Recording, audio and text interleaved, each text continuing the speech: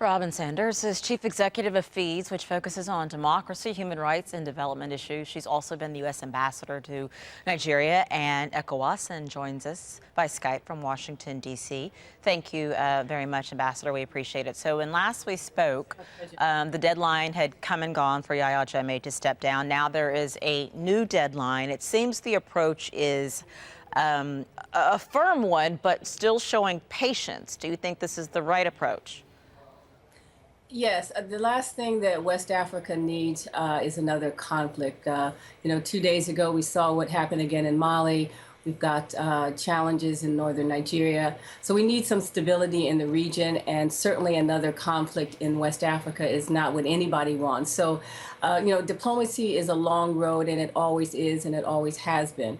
And so I do agree that every opportunity to find a resolution, a peaceful one, is the best means possible for the Gambia and for the region. Do you think amnesty for Yahya Jammeh should be part of the discussion to get a peaceful resolution, or is that one bridge too far for some people who really want him to face some sort of charges and justice? Well, I'm going to be on the side of the bridge that say amnesty is going to be a tough thing for a lot of people to swallow, even myself and other Africa hands, because one of the other main issues for the continent is this issue of impunity. And so they have to find a way, hopefully through the diplomatic process, to balance both of those very, very tough and very, very stark differences. So I'm not in the camp of complete amnesty, because then what you do is signal additional impunity going forward with other leaders, not only just on the continent, but across the world, or inclusive of the United States and any other country that wants to have a democratic process respected. The rule of law has to play into that. So I'm not on that side of the bridge. But that being said, I do think that there are ways to find a way to address this. Clearly, he doesn't want to leave the country, so the constant offers of exile, they probably should continue, but they need to also look at other options that possibly could get him to, take a back seat finally, because he no longer has a mandate to rule.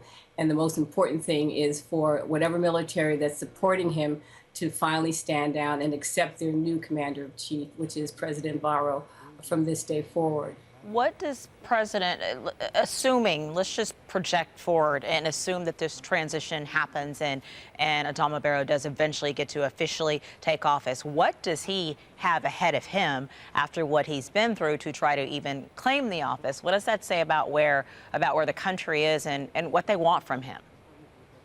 I think that the fact that he took the oath of office in the Gambian embassy, which is, of course, considered sovereign territory of the Gambia. You saw the jubilation not only just with Gambians in Senegal, but you also saw it with those in the Gambia as well. So I think that he's going to start off on a good footing, because there's been this desire for Jammeh to leave for years, and the fact that he did this head-spinning about face on December 2nd really threw everybody.